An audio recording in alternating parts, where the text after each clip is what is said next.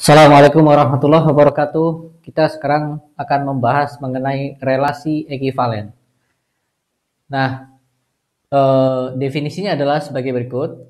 Jadi, suatu relasi di dalam himpunan A, ini sembarang himpunan ya, tidak harus grup, ya sembarang himpunan. Itu relasi tersebut disebut sebagai relasi ekivalen jika memenuhi sifat-sifat berikut. Yang pertama, bersifat reflektif, yaitu untuk setiap A anggota A besar ini berlaku bahwa A itu terrelasi dengan dirinya sendiri. Jadi kita baca seperti itu ya, A terrelasi dengan dirinya sendiri.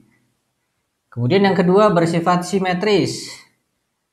Apa maksudnya? Yaitu untuk setiap A, B anggota A besar berlaku jika A itu terrelasi dengan B, maka B terrelasi dengan A. Yang ketiga bersifat transitif, yaitu apa? Untuk setiap A, B, dan C anggota A besar berlaku jika A terrelasi dengan B dan B terrelasi dengan C, maka A terrelasi dengan C. Gitu. Nah, kita ambil contoh langsung ya biar lebih jelas. Misalkan A itu adalah himpunan semua mahasiswa fisika angkatan berapa ya? Misalkan 2020 di kampus Anda masing-masing, ya. Nah, kemudian kita buat relasi begini. Jika A terrelasi dengan B itu maka yang dimaksud adalah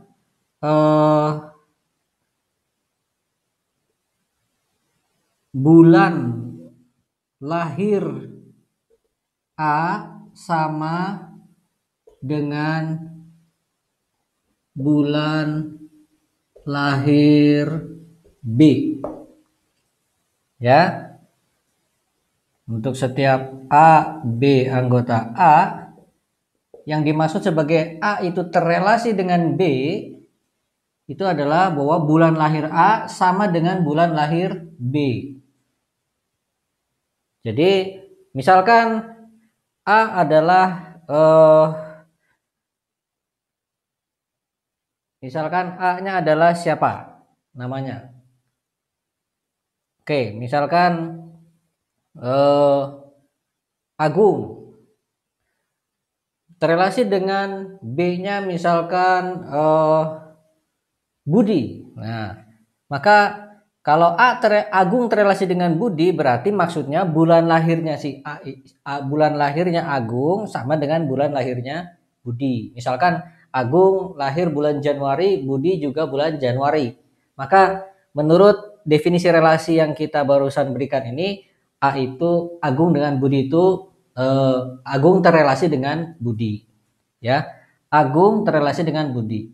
Nah, sekarang kita cek apakah relasi ini masuk kategori relasi ekivalen. Artinya apa? Apakah memenuhi sifat 1, 2, dan 3. Sifat reflektif, sifat simetris, dan sifat transitif. Akan kita cek. Sifat reflektif, bahwa untuk setiap A, anggota A berlaku A terrelasi dengan dirinya sendiri. Jadi, bulan lahir A sama dengan bulan lahir A. Tentunya betul, ya kan?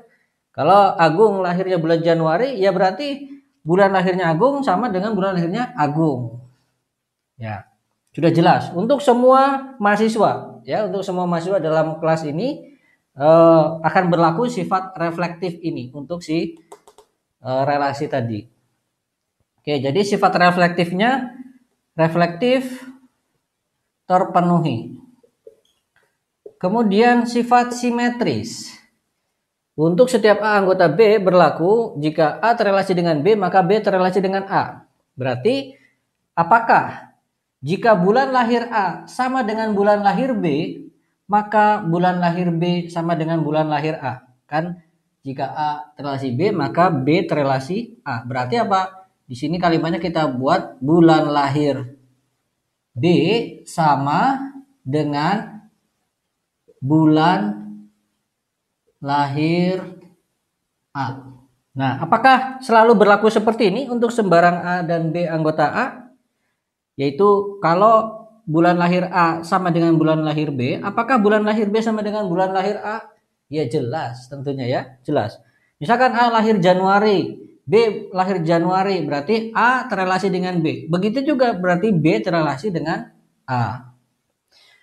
Oke, jadi sifat simetris ya ini terpenuhi.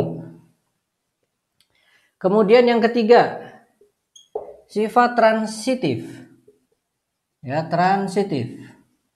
Apakah ya untuk setiap A, B, C anggota A berlaku jika A terrelasi dengan B dan B terrelasi dengan C, maka A terrelasi dengan C. Jadi jika bulan lahirnya A sama dengan bulan lahirnya B dan bulan lahirnya B sama dengan bulan lahirnya C, apakah bulan lahirnya A sama dengan bulan lahirnya C? Sudah jelas tentunya iya, begitu ya. Misalkan bulan lahirnya A itu Januari, bulan lahirnya B berarti juga harus Januari ya kalau dia terrelasi. Dan bulan lahirnya B tadi Januari, maka kalau C terrelasi dengan B terrelasi dengan C berarti C-nya juga bulan lahirnya Januari. Berarti A terrelasi dengan C, begitu. Sudah sangat jelas sekali ya. Jadi relasi yang kita definisikan seperti ini tadi, yaitu A terrelasi dengan B, itu maknanya adalah bulan lahir A sama dengan bulan lahir B, maka relasi tersebut memenuhi sifat 1, 2, dan 3, sifat reflektif, simetris, dan transitif. Berarti relasi ini di dalam himpunan A ini sah untuk disebut sebagai relasi ekivalen. Gitu ya. Sah untuk disebut sebagai relasi ekivalen. Contoh kedua, kita langsung terapkan ke grup ya. Ini saya hapus dulu.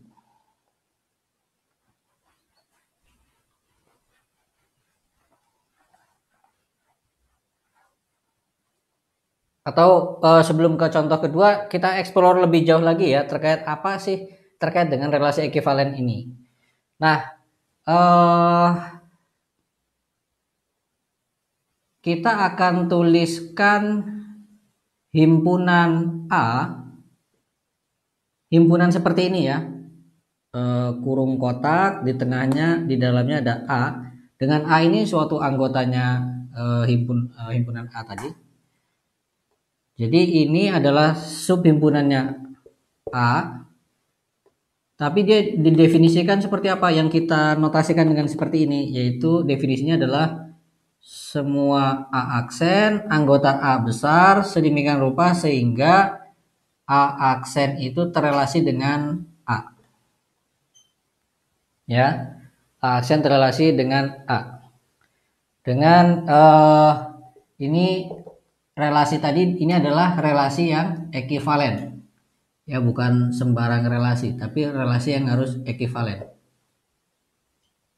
Nah, jadi kita definisikan suatu subhimpunannya A yang isinya adalah anggota-anggotanya A yang terrelasi secara ekivalen dengan si A tadi yang kita taruh di sini. Begitu. Maka misalkan A aksen, katakan saya tulis begini, A double aksen itu terrelasi dengan A, maka kalau saya definisikan himpunan A double aksen, berarti sesuai dengan cara pendefinisian seperti ini, kita bisa tulis A aksen anggota A besar sedemikian rupa sehingga A aksen terrelasi dengan A double aksen. Lihat, tentunya karena A double aksen itu terrelasi dengan A, berarti kita punya bahwa karena dia relasi ekivalen ya, berarti dengan sifat simetrisnya berarti A itu terrelasi dengan A double aksen gitu. Sehingga karena A terrelasi dengan A double aksen berarti A itu ada di dalam subhimpunan ini dia tadi. Ya. Sehingga dari sini kita katakan A itu anggotanya A double aksen. Gitu ya. A anggotanya subhimpunan ini. Padahal jelas menurut ini tadi tentunya berdasarkan sifat yang reflektif, tentunya kita punya bahwa A itu terrelasi dengan A. Jadi A terrelasi dengan A. Berarti A anggotanya ini. Berarti A juga anggotanya A. Lihat. Kalau kita punya ini dan ini, dan kemudian misalkan terjadi seperti ini, maka itu tandanya apa? A itu anggotanya, A ini anggotanya ini, juga anggotanya A double aksen. Selanjutnya, berdasarkan ini, berarti A double aksen itu kalau kita taruh di sini, untuk A double aksen, berarti A double aksen juga anggotanya A. Ya, berarti dari sini kita simpulkan bahwa A double aksen itu juga anggotanya, bukan anggotanya A, anggotanya himpunan ini. Gitu ya. Dan berdasarkan definisi ini, berarti kalau ini diganti A double aksen setara dengan terrelasi dengan A double aksen, maka A double aksen anggotanya A double aksen. Nah, lihat nih ya. A double aksen anggotanya A double aksen. A double aksen anggotanya A. A anggotanya A double aksen. Lalu A anggotanya ini A ini subhimpunan A ini. Ada pengucapan saya yang kurang pas ya. Jadi A anggota subhimpunan, saya mulai dari A dulu aja ya. A anggota subhimpunan ini. Tapi A juga harus anggotanya subhimpunan ini. Begitu juga ada double aksen, anggotanya ini, tapi juga harus anggotanya ini. Nah, ini gambaran ringkas. Kalau kita eksplor lebih jauh, kita akan lihat bahwa apa? Bahwa ternyata jika A double aksen itu terrelasi dengan A, maka bahkan jika namanya jika ya, kita akan dapatkan bahwa A double aksen ini subhimpunan ini sebenarnya sama dengan subhimpunan ini. Begitu ya. Artinya apa? Sebenarnya ini dengan ini itu sama asalkan berlaku ini ya. Asalkan berlaku A double aksen terrelasi dengan A atau sebaliknya A terrelasi dengan A double aksen. Oleh karena itu sebenarnya ini mewakili subhimpunan yang sama, tidak ada perbedaan antara keduanya. Jadi kita boleh menuliskan ini ataupun pakai ini, asalkan apa? Asalkan memang ada double aksen tadi anggotanya ini. Atau kita boleh tulis asalkan A itu anggotanya A double aksen. Gitu ya. Nah, berarti pada suatu sembarang A lain anggotanya A besar, kalau di himpunan A ini ada relasi ekivalen, maka kita ambil dua ya, A dan B misalkan, anggotanya A besar, lalu di dalam A tadi, dalam himpunan A itu kita punya relasi ekivalen, maka ada dua kemungkinan ya. Apakah A itu terrelasi dengan B atau A, saya akan tulis begini ya, tidak terrelasi dengan B. Saya tulis begini aja. Ya, untuk setiap dua anggotanya A, ada dua kemungkinan. Yaitu misalkan dua anggotanya adalah A dan B, maka dua kemungkinannya adalah yang pertama, A terrelasi dengan B atau A tidak terrelasi dengan B. Kalau A terrelasi dengan B, berarti himpunan ini sama dengan himpunan ini. Kalau A tidak terrelasi dengan B, berarti himpunan ini berbeda dengan himpunan ini. Ya, konsekuensinya jelas. Artinya apa? Artinya himpunan A besar ini itu akan menjadi tersekat-sekat. Ya, saya ilustrasikan seperti ini. Ini hanya ilustrasi ya. Himpunan A, maka dia akan tersekat-sekat. Tersekat-sekat. Maksudnya tersekat-sekat apa? menjadi beberapa subhimpunan yang tidak saling beririsan, ya, tidak saling beririsan. Masing-masing mewakili subhimpunan-subhimpunan seperti ini. Jadi misalkan ini adalah A, lalu ini adalah B, maka berarti apa? A itu tidak mungkin terrelasi dengan B, gitu ya. Lalu ini boleh ditulis sebagai misalkan A aksen boleh, misalkan kita boleh ganti penulisan menjadi A aksen untuk sekedar simbol saja kan, untuk menyatakan subhimpunan ini, ya.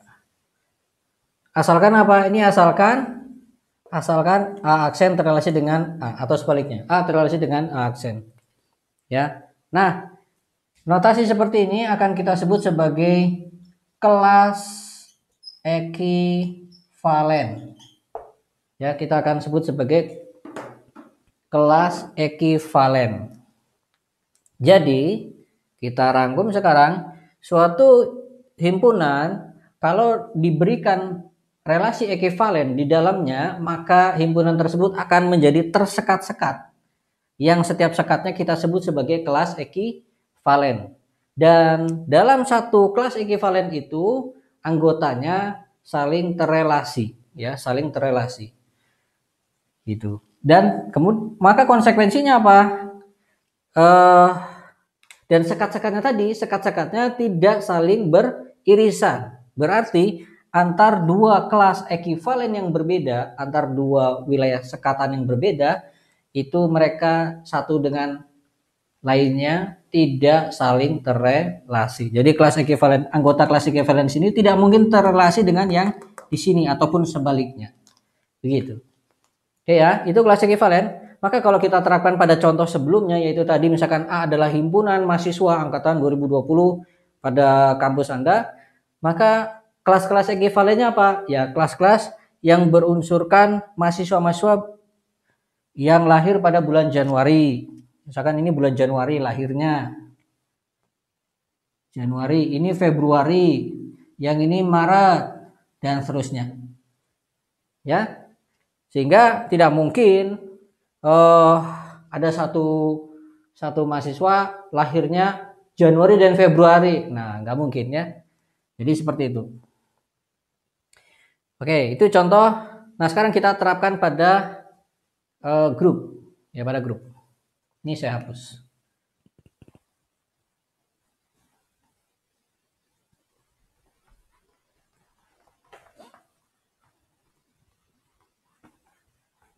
Kita terapkan pada grup.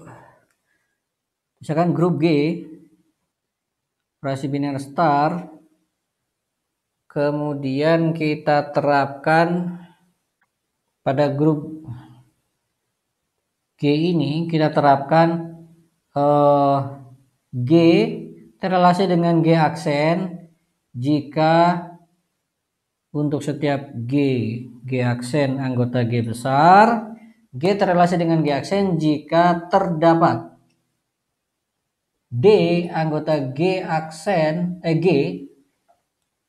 sedemikian rupa sehingga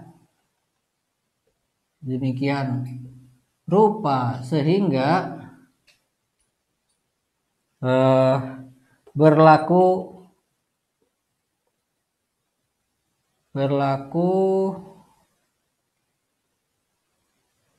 G itu sama dengan D star G aksen star D min 1.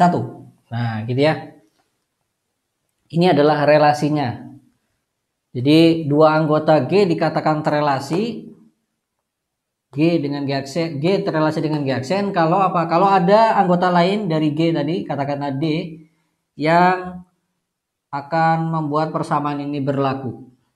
Nah, sekarang pertanyaannya, apakah relasi yang semacam ini itu akan memenuhi sifat reflektif, sifat simetris, dan sifat transitif? Kita akan cek. Yang pertama yang reflektif dulu. Reflektif.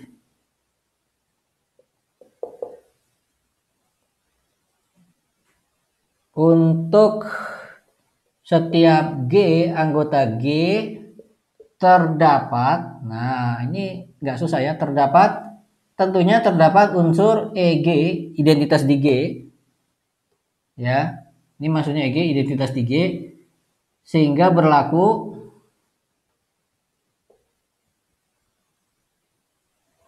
apa? Berlaku G itu sama dengan E star G star E min 1. Nah, EG ya. Nah, EG min 1 tentunya akan sama dengan EG itu sendiri karena dia identitas. Sehingga EG kalikan EG adalah EG kalikan G adalah G, G kalikan EG adalah tetap G. Jadi G sama dengan G. Berarti persamaannya benar ya. Persamaannya benar. Sehingga sifat reflektif jelas terpenuhi. Karena apa? Ada unsur di G yaitu apa? Identitas yang akan memenuhi persamaan ini. Gitu. Nah, sekarang sifat simetris. Simetris. Untuk setiap G, G aksen anggota G besar terdapat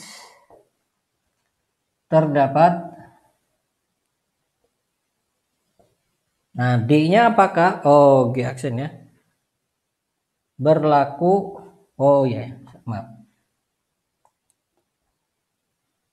Jika G terrelasi dengan G aksen, maka sesuai definisinya terdapat D anggota G sedemikian rupa sehingga berlaku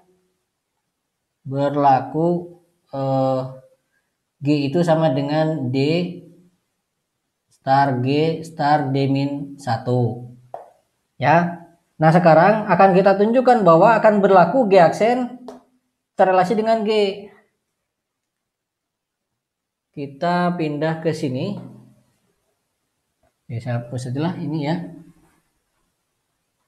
Nah, dari persamaan ini D star G aksen star D min 1 kita kalikan dengan D min 1 dari kanan.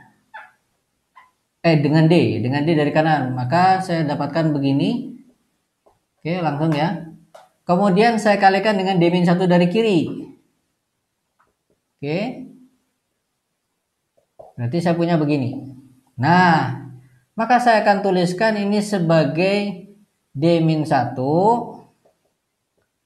Oke. Lalu ini saya akan tulis sebagai D min 1 min 1. Sama dengan G. G aksen ya, sama dengan G aksen. Kalimat ini menunjukkan bahwa apa? Bahwa G aksen itu terrelasi dengan G.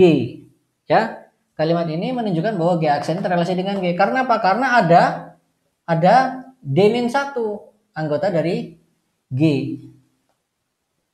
yang akan memenuhi persamaan ini dia. Oke, jadi jelas ya. Kalau berlaku G terrelasi dengan G aksen, maka kita konsekuensinya akan dapatkan bahwa G aksen juga terrelasi dengan G. Selanjutnya sekarang masuk ke sifat reflektif, transitif. Transitif. Ketiga. Transitif. Untuk setiap A, B, G aksen, kita pakainya ini ya. G aksen, G double aksen, anggota G besar. Jika G terrelasi dengan G aksen, itu artinya apa?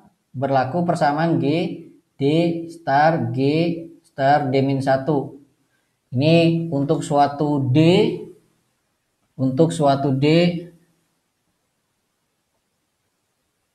dia anggota G. Dan G aksen terrelasi dengan G double aksen, berarti berlaku persamaan G aksen sama dengan D aksen, katakan begitu, star G double aksen star D aksen min 1. Ini katakanlah untuk suatu D aksen anggota G besar. Maka kita harus tunjukkan berlaku kita harus tunjukkan begini ya. Nanti target akhirnya adalah bahwa G itu terrelasi dengan G double aksen. Artinya apa? Akan didapatkan persamaan G, D, katakan ini double aksen, star G double aksen, star D double aksen min 1. Ya, kita harus mendapatkan bentuk persamaan ini dengan artinya kita harus mencari D double aksen itu apa, gitu ya. Nah, kita akan lihat kalau kedua persamaan ini berlaku berarti kita punya G sama dengan D star G D star D min 1, lalu ini aksen ya. Tadi ya, kurang aksen. Kemudian G aksen ini saya ganti dengan ini. Berarti saya punya D aksen star G double aksen star D aksen min 1 star D min 1. Ya, ini sampai di sini adalah si G aksennya ya. Adalah si G aksen itu. Nah, berarti sekarang saya bisa tuliskan begini.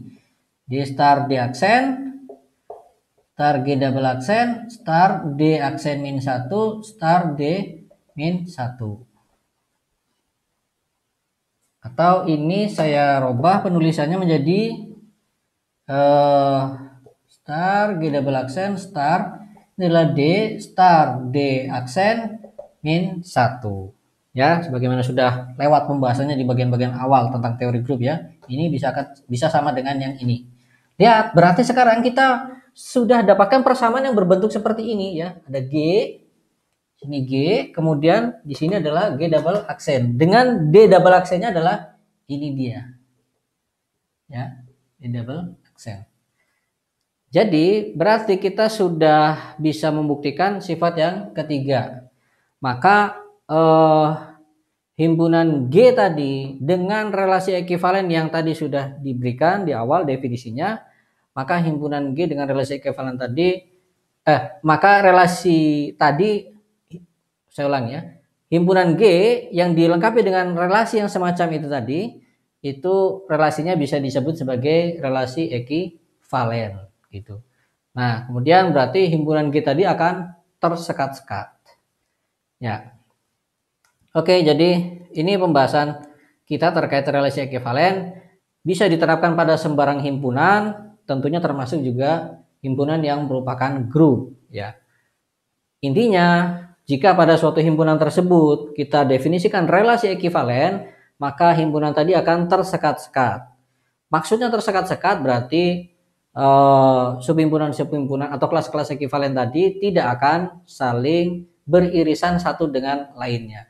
Satu anggota dari himpunan tadi hanya akan menjadi satu anggota dari kelas ekivalen. Tidak mungkin dia menjadi anggota dari dua kelas ekivalen atau lebih gitu. Baik, pembahasan relasi ekivalen akan kita lanjutkan nanti ketika kita sudah membahas tentang koset ya, koset dari grup. Untuk pembahasan kali ini saya cukupkan dulu sampai di sini. Terima kasih. Assalamualaikum warahmatullahi wabarakatuh.